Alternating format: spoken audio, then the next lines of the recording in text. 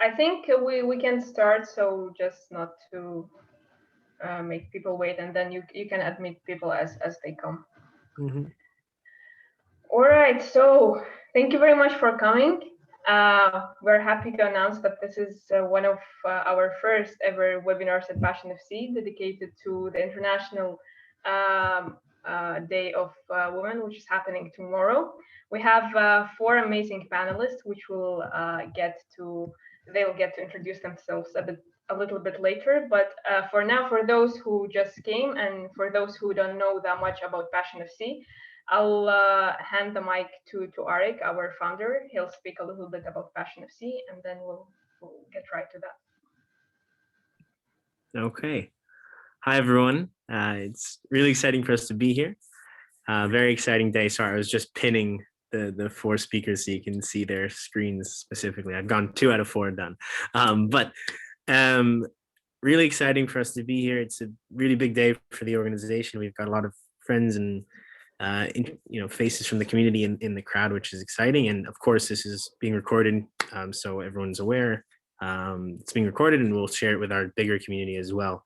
Because of the time differences, it gets a bit tricky with that. But for those of you that don't know, Passion FC is a student-run nonprofit, and we believe soccer or football, depending how you call it, can be used to have difficult conversations, and that can be about all types of conversations, including topics such as advocacy and diversity and inclusion, things like that. So for us, this is a really big day, really important. And what's key for us is that we get, that it's all put out and done by people that understand the topic. So it's really important that, that we're able to bring these amazing 4 panelists from our community in, and that, Lucy, Layla, Kristen, and Linda and the whole team are working so hard at putting this on and spreading this out to people as well. So I'm really excited to sit here, learn, and listen, and I'm really looking forward to learning and hearing some really interesting stories and exploring this correlation of, right, we didn't want to just have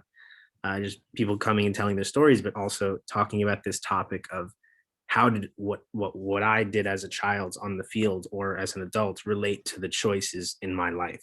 Right. And that's the bigger picture being seen here with the game of sport. Doesn't matter the level that everyone played at and that. So I'm going to pass it back to you, Layla and Lucy, and I'm really looking forward. And thanks for being here, everyone. All right. Thanks, Arik. As for myself and Lucy, we also work for Passion FC. We are managing directors. We manage different regions. I'm responsible for Eastern Europe and Middle East, and Lucy is responsible for Asian Pacific region. I think now we can start. We're still missing one speaker, Lucy from Villarreal. Oh, here she is. All right. So I'll wait. Okay, Lucy's here. Lucy, can you hear us? Hi guys. Hello. Okay. All is good. Hi. All right. So we'll just jump right into that and thank again our dearest speakers to be here on our first webinar. So tell us shortly, how did you get into the game of football and how did you end up where you are now? So maybe we can start with Daphna and then go on. Hey everybody, calling in from Jerusalem. I'm Daphna Goldschmidt, and until recently I was the first ever female elected chairwoman of a professional football club in Israel. After stepping down, I'm also the proud former chairwoman of the only club in Israel to offer equal opportunity to both men and women from the age of 6 until the day they retire in both professional and community-based football. My football team is owned by its fans, hence the community. We put this great emphasis on using football as a tool for peace building and social change, but also economic opportunity and creating futures for our beneficiaries. I'm very proud to say that we have over 3,000 beneficiaries in our programs all across Jerusalem, Muslim, Jewish. They can be Palestinians, they can be refugees. We also have people facing physical and mental disabilities. obviously women. So it really is a club with a strong social emphasis. So I think women is something that goes across everything. So how did I get there? My grandfather introduced me. But I think we're going to continue with that along the panel. Or Yeah, we will. All right, thank you, Daphna. okay. Noka, tell us a little bit more about you. Hi, everyone. So I'm Noka. I'm head of legal and women's sports in a sports management company in Lagos in Nigeria. And so basically my role means that I work across sports business value chain. So from sponsorship to athlete management and representation to hospitality to broadcasting rights. And I think I got into football with, I have such a strong passion for football. My earliest memories as a child, watching the Brazilian Ronaldo play football, and I absolutely fell in love with football from then on, and it's just been a part of my life. So I guess it's more of football found me. I guess it sounds cliche, but that really is my story. All right, that's amazing. Thank you. Lynn, do you want to go ahead? Sure. Hi, everyone. My name is Lina Ismail. I work for New York University, Abu Dhabi. I currently head up the women's football team over there, and separately I organize different community events for women in Abu Dhabi. Similar to Noka, I still remember the World Cup '98. That was the first time that I fell in love with watching football. And then I guess that would have been my start in my playing career as well. I ended up playing for the first ever UAE national team for a bit. And then after I transitioned into a coach only 4 years ago. And at the moment, I'm very proud to say that I'm enjoying my coaching journey as well as my playing journey. So yeah, it's a little bit more about me. Nice to meet you all. Amazing. Lucy, a little bit about yourself. Okay, hi guys, nice to meet you all. That was so great to hear all of your stories. I thought that was really cool, and I have like a kind of connection to all of you, which is nice, which maybe we'll go into in a bit. But yeah, I'm Lucy. I'm originally from Birmingham, England, as you can probably tell by my accent. I actually work in Spain for Villarreal Club de Fútbol. I've been in Spain for just over 6 years now. I first started playing for the women's team here, and then I moved into more of an international role at the club. I currently work in the club's international department. I do a lot of translating and stuff. I'm also a coach. I go out to our international academies, and I stopped playing, stopped my football career just last year. But you guys asked how we got into the game. I got into the game very young. I think I started playing when I was about 5 in England. And yeah, from there, I haven't stopped playing until last year. So yeah, my career's just finished as a player and now more into the business side of things. Okay, thank you, Lucy. And hi, everyone. My name is also Lucy. I'm the managing director of APAC at Passion FC, and nice to meet you all. And it's so interesting to hear all of your stories and listen to different relationships with football. It's nice that we have 2 of you playing at a more competitive level and 2 of you playing at a more casual level, bringing different perspectives. So how would you guys describe the relationship between your on the field position and career choice? Like, does that like affect your role in any way? So Lucy, let's start with you, because you are a midfielder and also work at international department. Both are middle person roles. Like, how would you see it? Yeah, so you sent me this question beforehand. I thought it was a little bit tricky, but when I thought about it, I could see quite a few links really, because I'm a centre midfielder.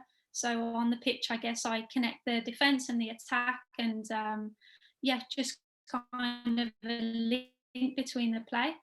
And in my current role at Villarreal, I work in the international department. I do a lot of translating from Spanish to English between the departments. So I was working in the press department, now the international department, and I have to just connect everything. Actually, Noka, we have a Nigerian player at Villarreal, Samu Chukwueze, and I have to translate for him a little bit because he doesn't speak Spanish very well yet. But yeah, so I think it's really helped with me just linking up, as I used to link up the play as a player, linking up all the departments just like through language, basically. Okay, thank you, Lucy. And actually, Noka, when she was young, she played as a midfielder too. So how about Noka, you share a little bit of your perspective? So very much like Lucy. So I would say a central midfielder. When I saw the question, I thought it was a bit tricky as well. And I guess when anybody hears a lawyer, you probably think a lawyer is a defender on the team, right? And you wouldn't entirely be wrong, but when you have an in-house role like mine, you're more of a link between attack and the defense. So which is why I say I think of myself more as a central midfielder, something like a Xavi Hernandez. Sorry for using Xavi, but I'm a Barcelona fan. So basically I keep my eye towards goal. I'm always on alert to see how we can progress and be in a good advantage as a company and for our clients, which is our athletes. Also, I'm also being at alert that there is no danger that keeps us on the defense. Because part of being a lawyer in sports is you need to be proactive. I can't just keep waiting for defense. We need to be in a position where we are negotiating for the best deals, where we are having wins for our clients, not just sitting back and hoping, oh, nothing happens. So I think in that sense, I would say definitely a midfielder who's sort of a link between the attack and defense. I don't know if that makes sense. Yes, that's very interesting. Thank you, Noka, because I didn't know. I always thought like lawyers are playing on more so on the defending side, but that's very interesting. And Lynn, why don't you share a little bit about how does being a forward affect your role in any way? Yeah, thank you, Lucy, for the question. Definitely, having read it beforehand, it made me think differently about, maybe the types of jobs that I've traditionally entered into.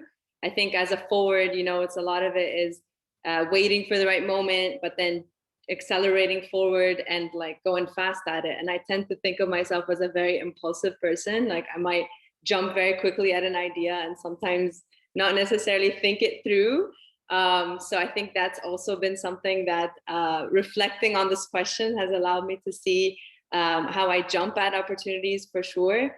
And try to like, sometimes it's more of like my challenge is sustaining it through the long term rather than like in that immediate sort of action driven perspective.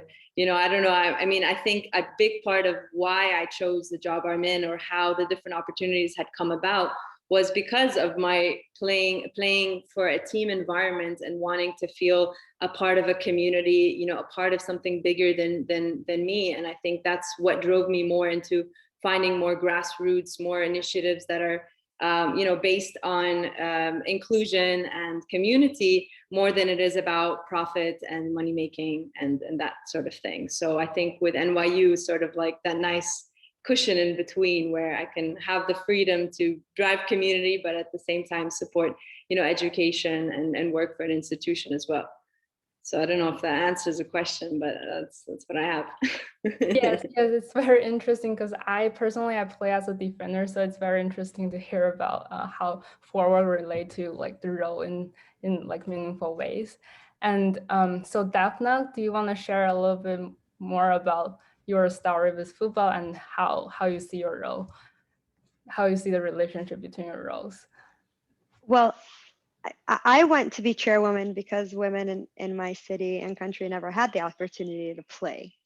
So I grew up in the US where Title IX is a very big thing and where I was born to a generation where women have equal opportunity. And I remember myself coming as a young teenager to Israel. Politically, the things around us also weren't really ideal. But something that was very distinctive was the fact that football was something that was only played by men. Now, I come from a very diverse city on one hand, but on the other hand, it's also a city with a lot of religious and cultural limitations. It's not necessarily not wanting to play the game. It's also about how you create it more accessible. And I think that's why I'm so proud to say that when I came into the club, we had women's teams, we had girls, we had grassroots, but we didn't have a professional first team played like our men that are broadcasted on TV. And I think it really is about every woman being in position. For me, it's because I was deprived of playing, but it's actually making sure that I promise the opportunity to our future generations to play. that's what kind of Lynn was talking about, how impulsive she sometimes is. I'm totally the same, but I'm the same till it comes to the boardroom, to the management. And then I try to see the bigger picture and how it not only benefits us, but it benefits the future generations. So. Okay, thank you, Daphne. It's very interesting. It's because I'm originally from China, and I can totally relate how the difference between male and female football in terms of coverage. So that's very interesting. And okay, moving forward, I'm curious about Lucy and Lynn. Both of you play at a higher level. Do you think that's the key reason you chose to work in the football industry? Like, if you didn't play at that level, would you still be involved? Like, Lynn, why don't you start first? I feel Lucy definitely played at a much higher level than I did. We definitely played for the UAE national team when it was just starting off, and so, you know, a large part of maybe why I didn't pursue anything more professional and more long term was I was more realistic about my abilities. I didn't think that I had what it took to become a professional athlete and continue it. And so I think maybe in a way, yes, it did by having that experience, like for 3 years playing for, you know, the team here, it told me that I didn't want to continue as a professional football player, and then sought different ways to be involved in the game outside of, you know, being a player specifically. So I initially wanted to be a physiotherapist, and then that changed in university. And then that's only in university I decided to pursue a bit more in sports and management together.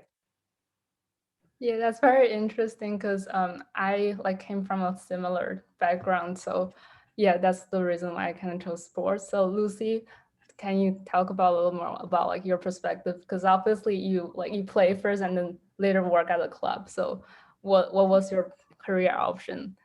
Well, I don't know if I played at a higher level than Lynn. We'd have to play a 1-against-1, but I didn't represent my national team, so congrats on that.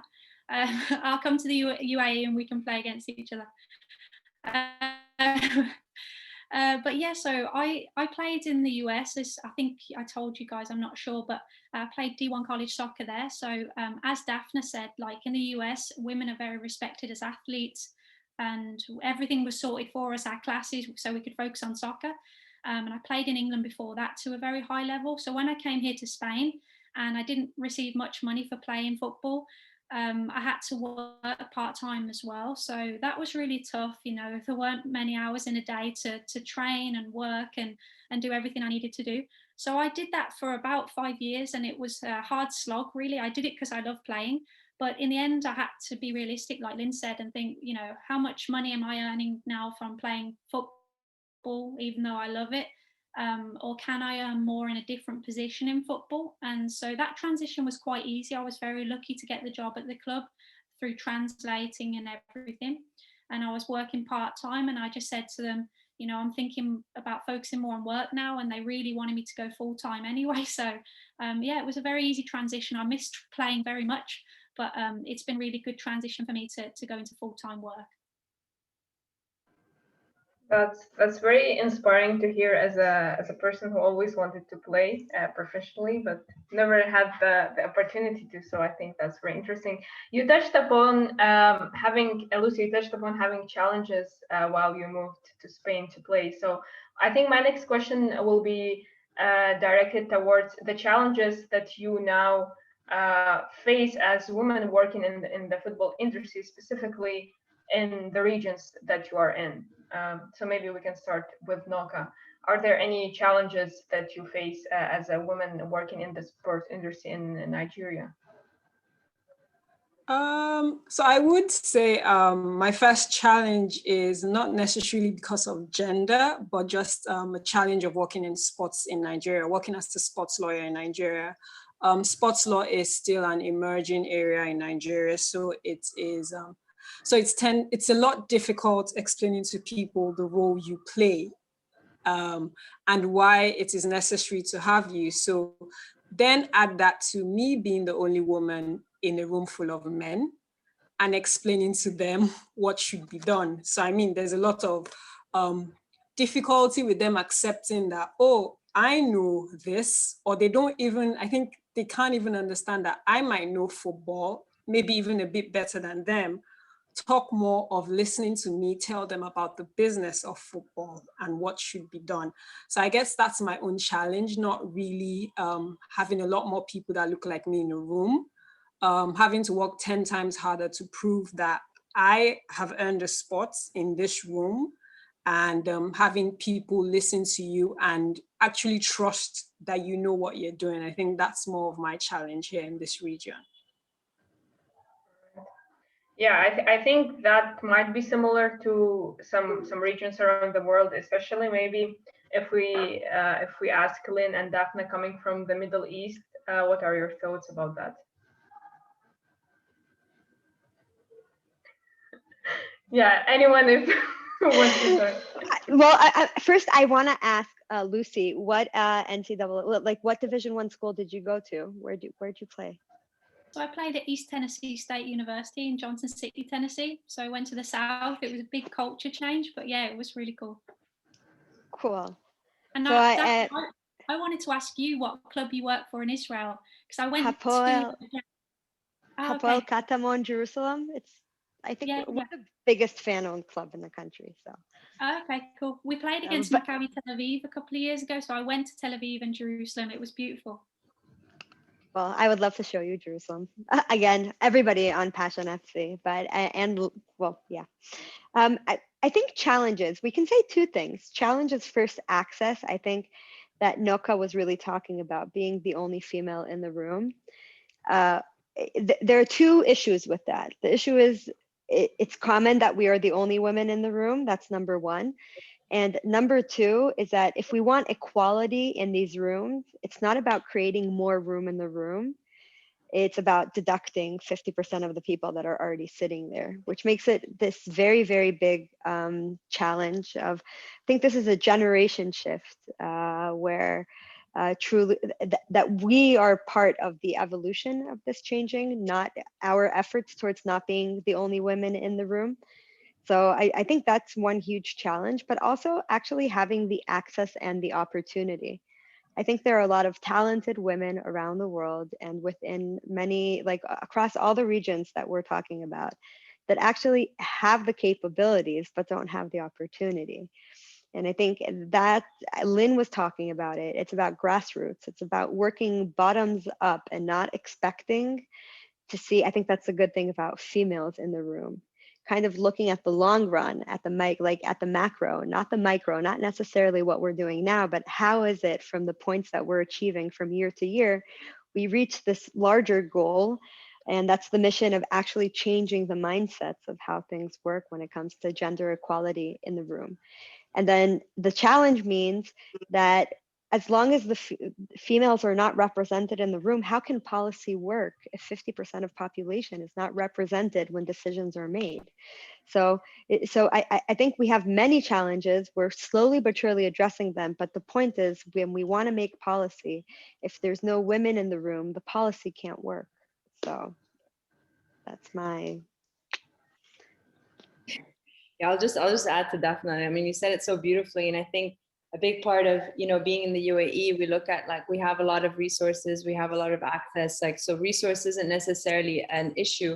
It's more of like trying to shift that cultural perception, as Daphne said, to allow women to take more of those decision-making roles.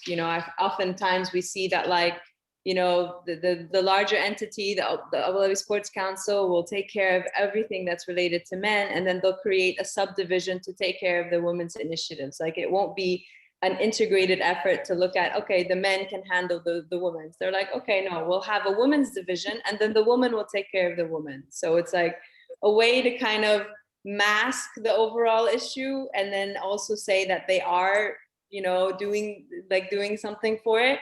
So that can be often challenging. And I can see like Salma here is on the call. She'll be able to, I don't want to put her on the spot, but she definitely has more insight about the conversations that happen within us trying to create more opportunities for women, even, in the sporting field across universities. Like Salma's the only female that is across those high division, let's say, the decision makers. communicate and organize all the leagues for universities in the UAE, which is amazing. But it's like, you know, there aren't as many women who are leading that effort, you know, and I would agree. Like, I think a big challenge is, you know, where there are not enough of us. There's not enough, you know, taking on the grassroots initiatives for sure. Also, just trying to get women, girls starting to play early on, so that they can also be pushing their families to change their perception in order for them to continue long term in the journey. So I'm lucky that I'm not. Well, I was never restricted based off of my gender in terms of opportunity or even, you know, from playing. But I definitely have been in situations where I'm the only female amongst like a coaching class, you know, and that happened when I was getting my certification. And that, you know, kind of what Noka said about having to prove myself, you know, then it was like sort of this sense of like, I needed to work harder on the field to prove that I already knew something, just because I was the woman and I was almost singled out. And that definitely rose up a lot of things that I was dealing with myself already, about my own insecurities, about having to, you know, further my own coaching career. And then it's almost like this sense of like, you know, again, doubting yourself and your own abilities because of, you know, comparing to what is norm, right? And so it's how to move away from that. And obviously having more women in those spaces would help other women see that, hey, it's a possibility and that you can grow in that field as well. I see.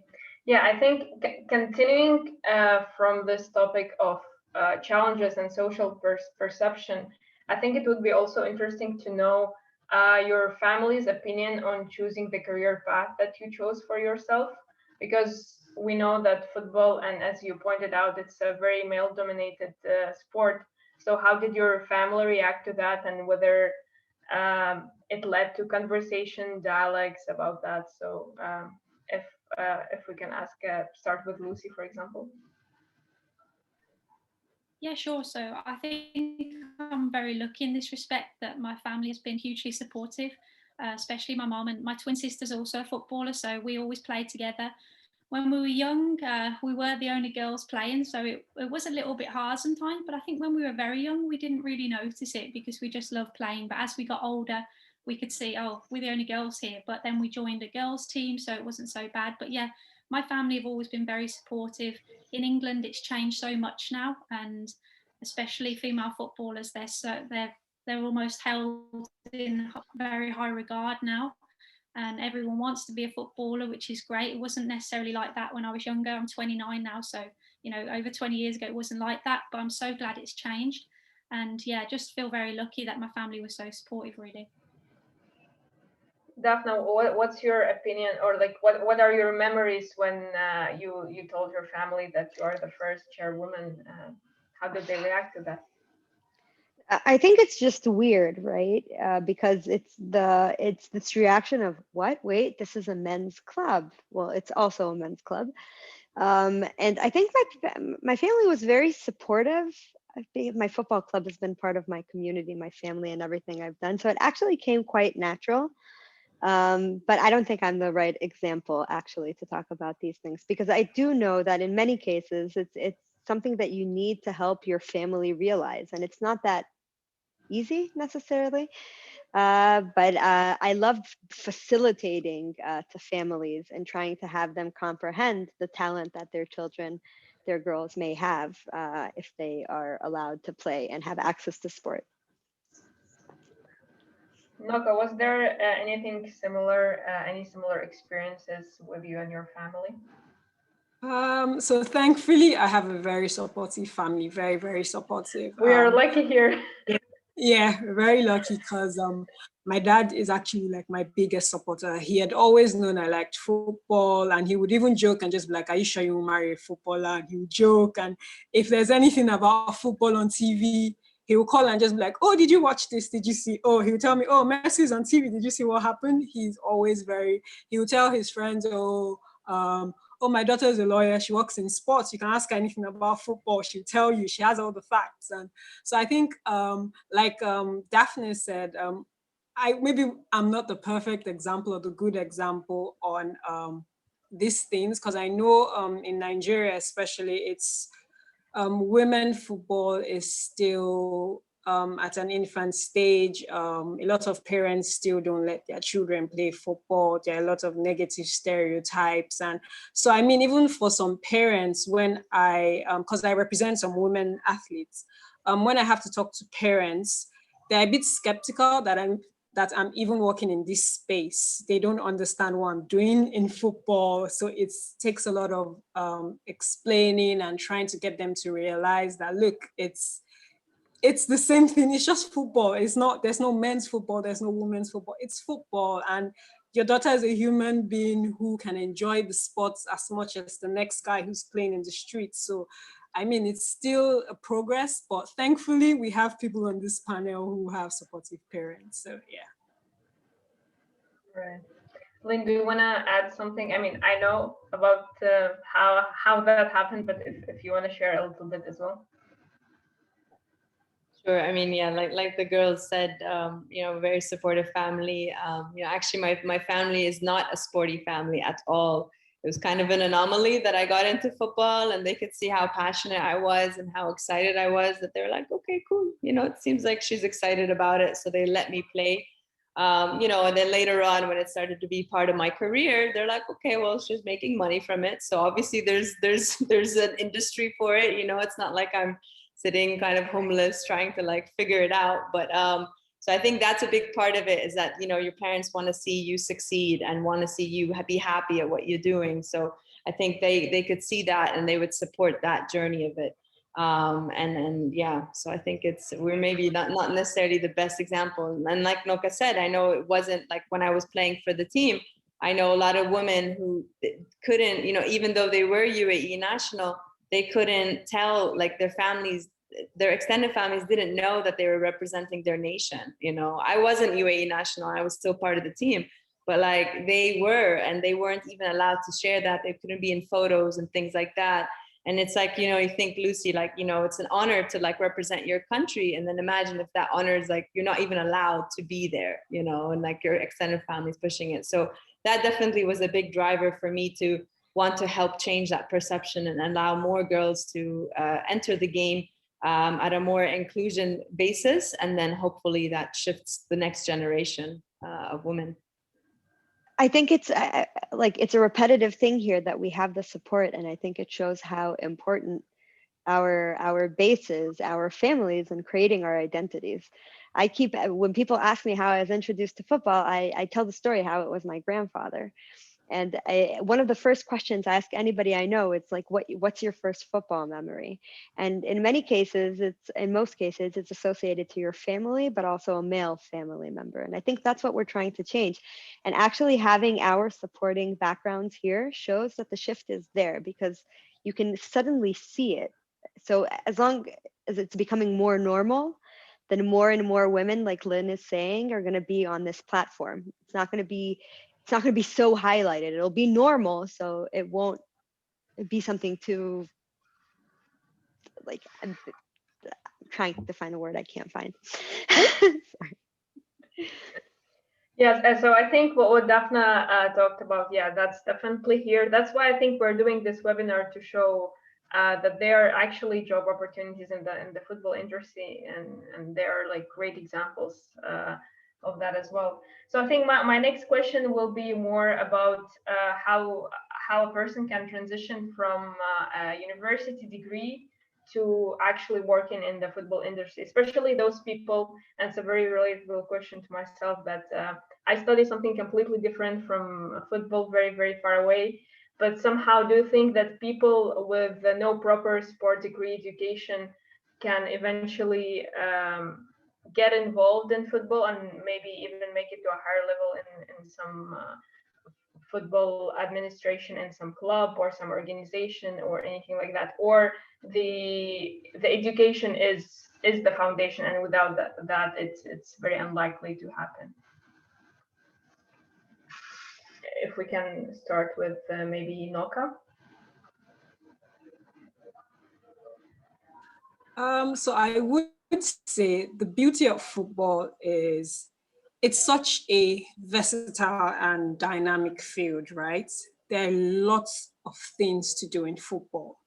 You really don't need to, it's about sort of understanding or trying to figure out which area of football you like and trying to get yourself in there, trying to learn about it. You really don't need to have educational background. I mean, it helps, but even for a business or an industry like football, you actually learn while working, because it's not something you just learn in school and on the first day on the job, you already know what you're doing. It's a continuous learning process. I've seen it, especially in sports law. I mean, we lawyers even joke that there's nothing like sports law. You're just a lawyer actually in sports, because my background was intellectual property and I was in music law before I transitioned to sports. So it's really about finding your niche, an area you like, and learning about the in and outs of football. So even you watching a game every Saturday, every weekend, you can learn more about football that way. Just think about, oh, I love creating content. I wonder who does this for maybe Chelsea, who does the TikTok videos. It's anything. Football is versatile. I think that's why, or sports generally, it's a really, just a dynamic field that anyone can enter. I really don't think educational background is a barrier at all. It's about you being determined, you finding your niche, and you would create a space. You can create your a space in football, really. That's what I think. Oh, thank you. That's very reassuring for me, at least. Elaine, if you want to add something to what Noka said from your perspective. Yeah, I could totally agree with Noka. I don't feel like, the background really has much to do. Obviously, if you're entering from a health field, like if you want to be a sports doctor and a physiotherapist or even a lawyer, there needs to be some educational background to support that. But I did my degree in kinesiology and I only did a minor in management. And then somehow it was like, okay, I really enjoy this aspect of management. I like sports. And then that's how I sort of got into sport management.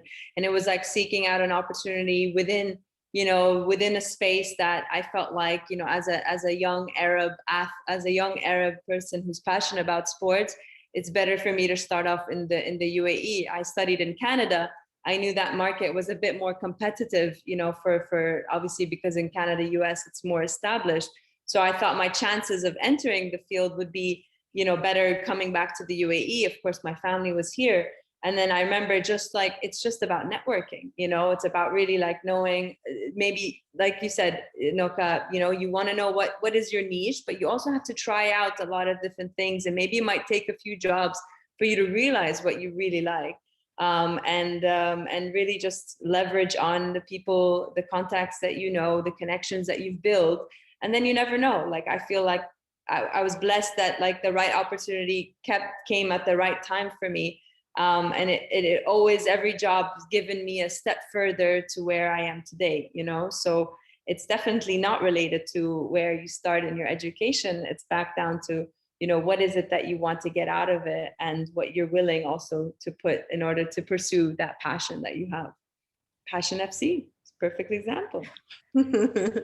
Thank you, Lynn. That's very interesting. And I do totally agree with Noka and Lynn, what you guys just said, because as a sports management student, I totally agree. It doesn't really matter your background, education background, as long as you are passionate about it and then you seek for opportunity out of your passion. Because I have some other experiences in the field, and a lot of my friends, they didn't have the degree, they didn't have the educational background, but they still somehow managed to excel in the industry. So yeah.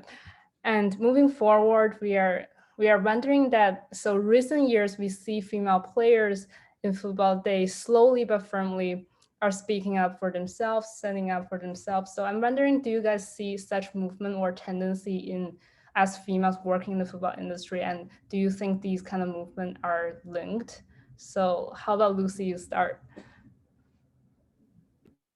Yeah, so I think female players are speaking up a lot more, like you said, Lucy, which is really cool, especially the US women's national team as a great example, fighting for equal pay and things like that. And women are doing it more and more so now as players. But as employees in the football industry, I think, oh, can you hear me? It says my connection is a bit unstable. I hope you guys can still hear me. But yeah, so as Daphne's like really high up in her club, I think that's what's missing. I think the girls touched on it before, that we need women in higher positions at clubs to actually have a say. It's all good speaking up when you're, you know, in the lowest position, but if we can get women in higher positions where their voices are actually heard and count, then I think that'll be more valuable really to speak up then.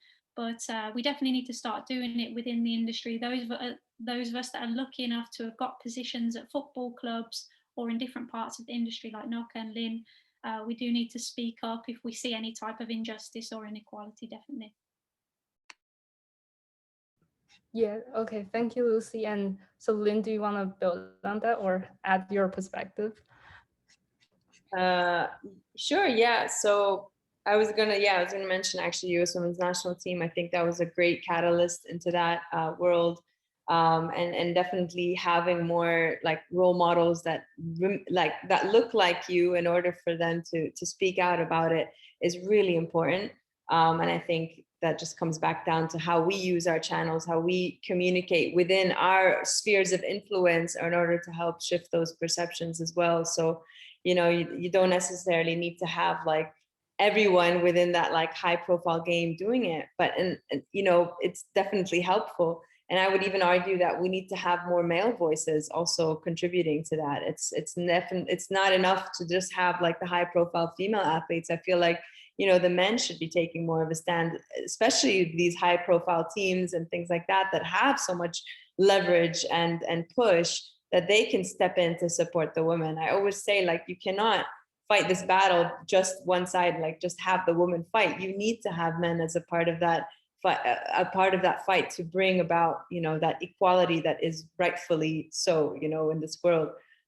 So yeah, I'm a big advocate for that. That's what I'd add. I think Daphne definitely felt like she had something to say. Go ahead. I agree 100% with Lynn. It really is about that. It's so important that we're there and we're living it and we're seeing it. But also what Lucy was saying when we were talking about employability and talking about like not only speaking up, right? Because speaking up is something that we all need to do, but it's also a shift and a change. But also seeing the priority that we have within our organizations to promote diversity and inclusion. We want a good boardroom, a good management is one that people don't look the same and they don't necessarily agree. They just share the same values. A strong organization is one that knows how to reflect the biggest part of society that it actually represents. And that goes back to like talking about career opportunities. Lucy's talking about her opportunity with the club in Spain, and I love that. We have 80 people on the payroll in our club today. Obviously, a good portion of them are first team players and the whole professional aspect of the club. But I think about 35% of our people on the payroll are former players, coaches, or retired players that had early career injuries, what we call, which means they ended their career at a very young age due to football. And I think that our emphasis when we're trying to think about our futures in football is actually connecting the two, bringing the background of football and the etiquette of working with a team and working together and not necessarily winning all the time, but also knowing how to pull in and work together, but also bringing these fresh minds inside to kind of change and shift the points and the thoughts within the organization. The amazing thing about football, as opposed to any other job in the world, is that every year you start your season from the same point, like from starting point one. You will have the opportunity. And it's very rare, well, at least in league football, I'm not talking about world championships, but it's pretty rare that you have the opportunity to try out with a new sheet of paper once a year. So it really is good for the people within the organization, but it also shows how resilient and how innovative we can be as people working in football. So that was mine. And I loved what Lynn said. So plus that. Yeah, thank you, Daphne. Because now, like you mentioned that now, because I didn't realize that aspect of football. Like it's actually every season you start from the beginning, and that's like a fresh start. Yeah, it's very interesting that you mentioned that because I haven't thought about that in that perspective. Okay, so moving forward, this is the last question of our part. So to be honest, we don't want to ask cliche question like what are some advice you want to give, but we do believe that many young females want to know how they can follow in your footsteps and get involved in the football industry. So what opportunity or resources would you recommend them to explore? So go back to you, Daphne. What would you say about this? Oh my God, my list is so long. Okay, so first thing is read, learn, explore, network. I am a beneficiary of United States public diplomacy, which means I was on the Global Sports Mentoring Program, which is an amazing program that the U.S. State Department does together with ESPN and the University of Tennessee. And I had the opportunity to learn and develop myself and my skills, but it really isn't about me. It's about how I share my knowledge towards the future. It has actually brought me to a position where I could actually make my dreams a reality, but also bring along women to my ride. So I think the main thing is actually being accessible to the future generation, but not only being accessible. I find myself approaching females that are too shy to approach me. Like I find like these really young girls that have these movements, Passion FC, they have Zaza from Jerusalem that they're supporting. Hadar, the founder, she knew about me for about a year and a half. And then at the end of the day, it was me that pitched her. I was like, how are you doing all this and not talking to me? Like, I want to help you. And she's like, oh, I was shy. I didn't know. No. So it's not only about us saying we have the responsibility, it's about actively finding these future leaders and creating and helping them find those opportunities. So they can be American public diplomacy, but for the record, there's also British public diplomacy around sports and also Canadian public diplomacy around sports. And there are also these huge corporations like UEFA and FIFA and Visa and Facebook and all these really big corporations that want to help and promote. So sometimes it's not, the opportunity can be through a seminar, a workshop, or a fellowship, but we have the responsibility to find those young girls and help promote them. So that's my take. Okay, thank you, Daphne, because I can totally relate. I feel like I was the very shy girl, like when I was much younger, and then, yeah, it took a lot of effort out of me to really push myself out there. So thank you for like all your effort trying to, you know, help girls like me, but like how I was before. And All me. thank you. And okay, Noka, do you want to add your perspective on this? So I totally agree with everything Daphne said. I think what I would add is I would say in addition to reading is don't limit yourself to opportunities. So meaning explore, even if you think, oh, this is an area in football I want to be involved in. If you get opportunities in other areas of football, you should just still try, learn, nothing is lost. In an industry like football, I think it's really good to have transferable skills to learn. You can never be at a losing end when you understand the operational side of football. I mean, I think Lane and Lucy are perfect examples of this. And I think that's one advantage I see a lot of the female footballers have, is if you look into their backgrounds, many of them aren't just footballers. I mean, there's Eniola Aluko, she played for England, she's a lawyer. There are a couple of more like that. Some are photographers, some are, so it's just good. I think that's one advantage women footballers have over the men. The fact that it's easier for them to transition because they are not just focused on football. It's a good thing. I mean, some might see it as a weakness of, oh, it's because women's football is not paying enough. But I think it's a good thing. It gives you you have good transferable skills. Many of them finish or many of them retire and they transition easily into the club. Many of them, I think there's a PSG goalkeeper who's also their head of marketing. I mean, I was just in awe of that. I mean, that's amazing. So I think don't ever limit yourself. Don't say, oh, I want to be a lawyer in sports or I want to be an administrator. So no way I'm going to do this else. Just keep working in football. You will find your space and no knowledge is lost, really. Thank you very much for this inspiring response, to be honest. So thank you once again. We have one question from the audience so far. So please, if you have any questions, just put them on the chat. And maybe Shay, if you want to unmute yourself and ask the question.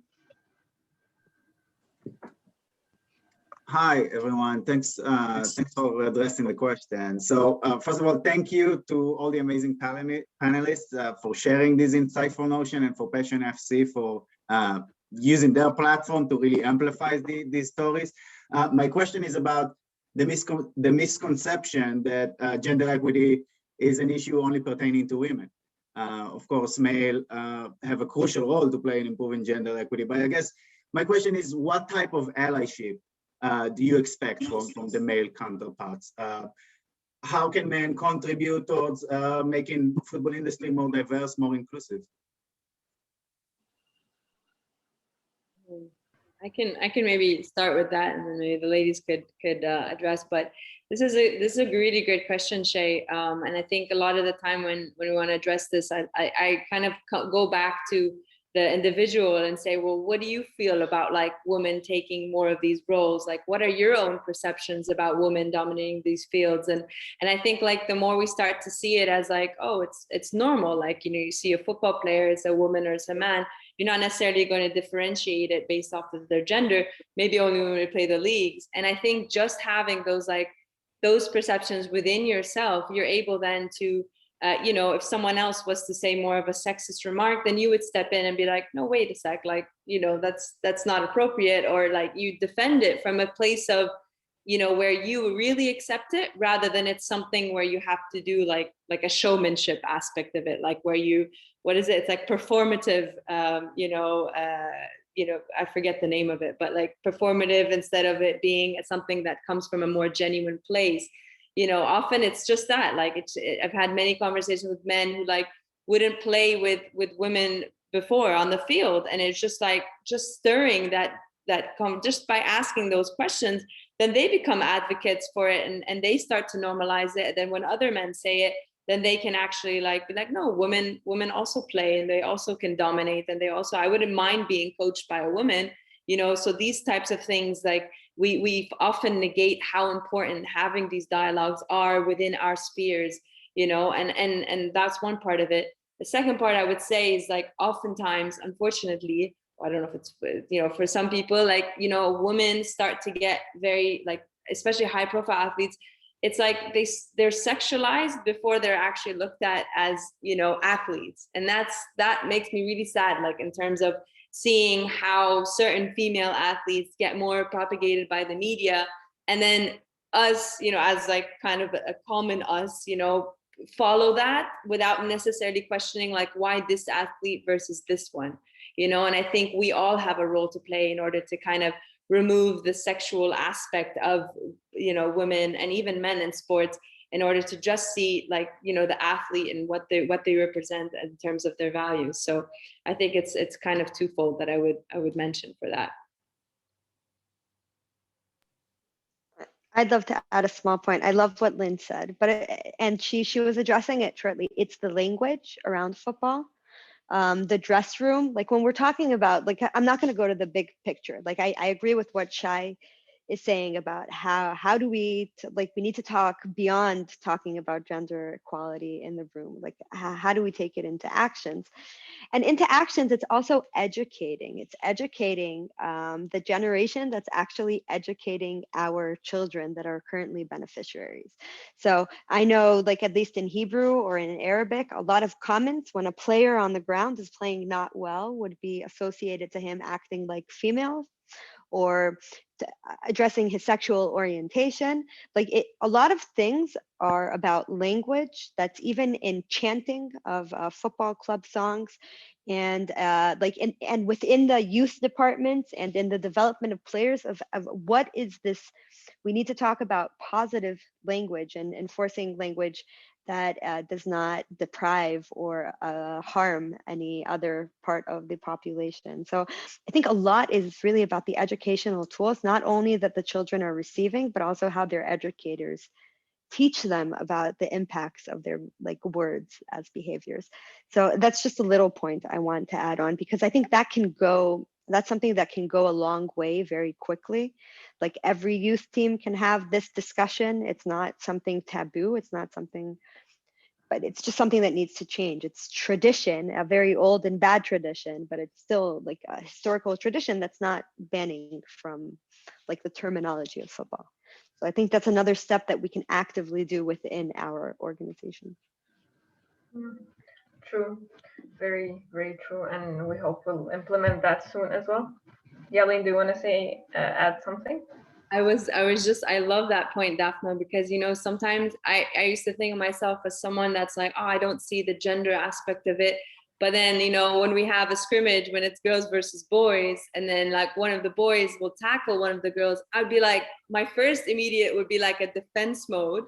And like other boys would be like, oh, you know, you can't hit a girl aspect. And like, we can so easily in that reaction just go along with it. Instead of it being like, 1 second, like we're here as football players on the field, tackling is part of the game. You know, it doesn't matter if you're getting tackled by a girl or tackled by a guy, there shouldn't be any difference of it. And I've even seen myself catch myself, you know, going along with it instead of actually stopping myself and saying, 1 sec, why is this something that bothers me? And again, it's checking in with our own selves and seeing like where are our own you know, misconceptions, where our own prejudices for how we think based off of how we were raised, and how can we, you know, unlearn these aspects, and then, like Daphne said, educate the youth, educate the teams, change the language. It's so powerful, you know, so important, and so important not to like, you know, make girls feel like they're very soft and delicate little flowers that can't be, you know, can't be hurt, can't be, you know, things. It's like, you know, you're gonna fall, you're gonna get hurt. That's part of the game. It's okay. You get back up and you keep going. You know, we don't want to teach girls to be like, you know, soft and things like that. So it's more of like, we gotta, you know, we gotta introduce a bit more of this roughness and that challenge and healthy competition within these leagues. And I think a large part comes down to the coach and how we educate, for sure. I like that. All right. Do you want to jump into your question? Yeah. Firstly, this has been really, really interesting and amazing to hear. And I'm really happy that this has happened. My question is something I talk to Daphne quite often during the week, and this is something we talk about all the time, especially from the Passion FC perspective, right? We understand that a lot of these topics are, you know, in a way, from certain cultures and certain backgrounds. So I guess my question, and I really do want to hear from Lucy and Noka about this because of their positions as well. What is the balance to you of cultural tradition and cultural development, and especially in diversity and inclusion? So like Lucy, you're going into a country and it's not from Spain as well, and having to market a women's sport that may not be the most popular local product, but also maybe different to cultural traditions and cultural beliefs. So I'm kind of curious, what is that balance to you? And how do we find that healthy balance where we're not just, you know, going to other cultures and saying this is how this should be done and being disrespectful of the local cultures, but also making productive change?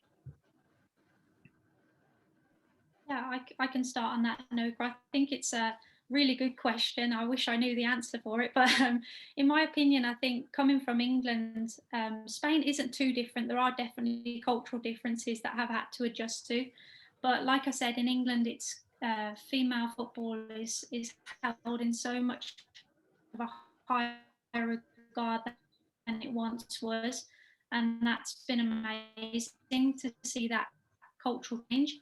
And it's happening in Spain too, albeit a little bit slower side of things because they're professional and there's a lot more work around the men's side of things.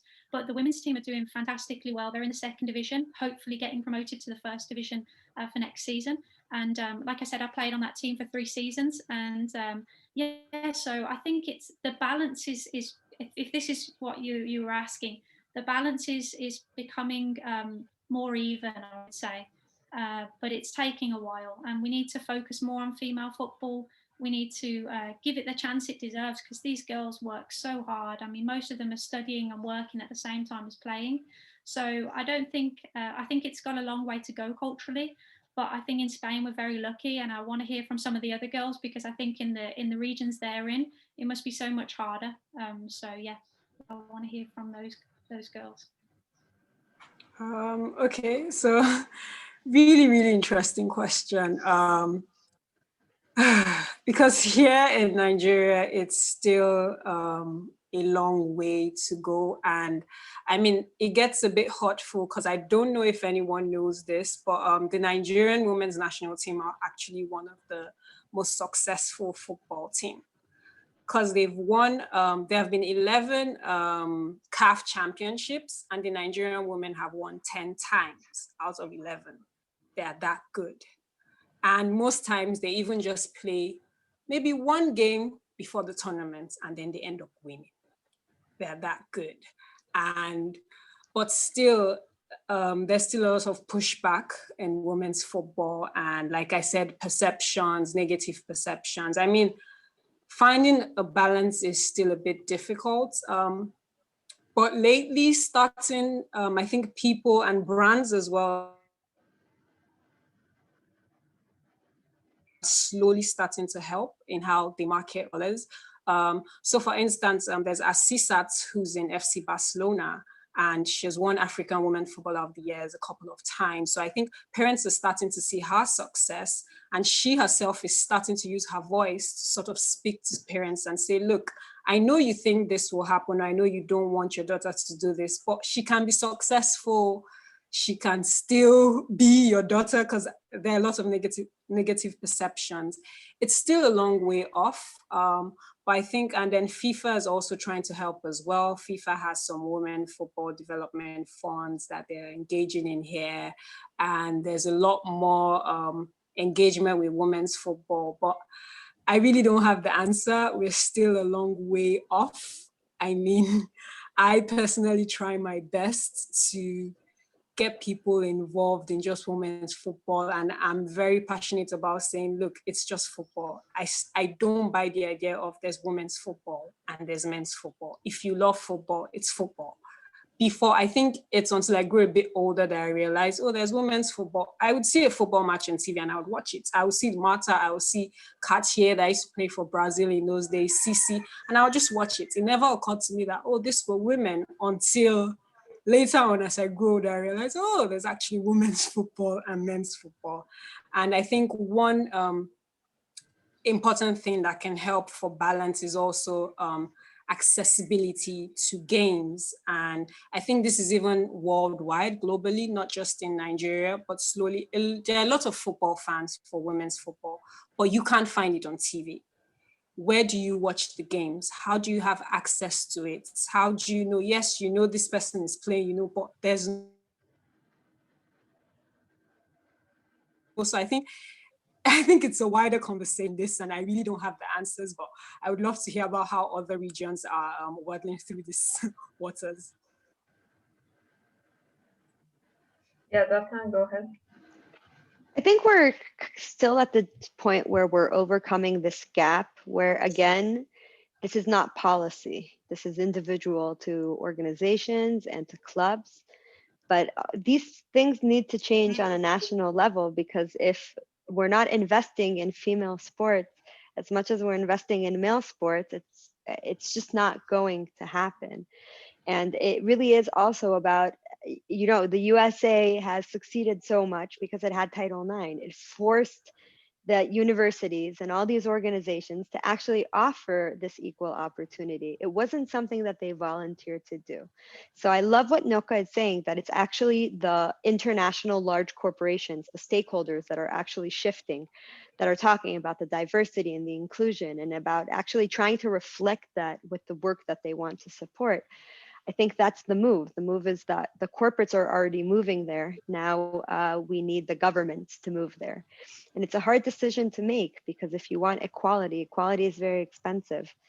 But it really is about enforcing it and making sure that when the decisions are made, they're equal. And that way, these discussions will be a lot easier in the future.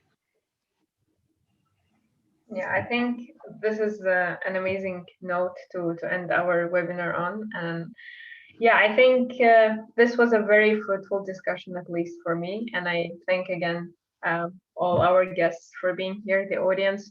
If you have any questions, I think you can send them to us and we'll forward them to our speakers. If you want to connect with them, I don't think anyone would mind also giving advice or just having a little chat. So yeah, once again, Lucy, if you want to add anything to that. Yeah, I think you make the point that it's very it's very interesting to hear from all of you. And yeah, thank you for all your support. And able to join us on a Sunday. All right. Thank you very much, and stay tuned. Very nice to meet you all. Thank you so much. Thanks, Nice guys. to Lovely meet to you. meet you. So much. Bye-bye. Thank you all. Bye. Bye. Nice to everyone. meet you. Thank you for coming. Great job, Lucy and Layla.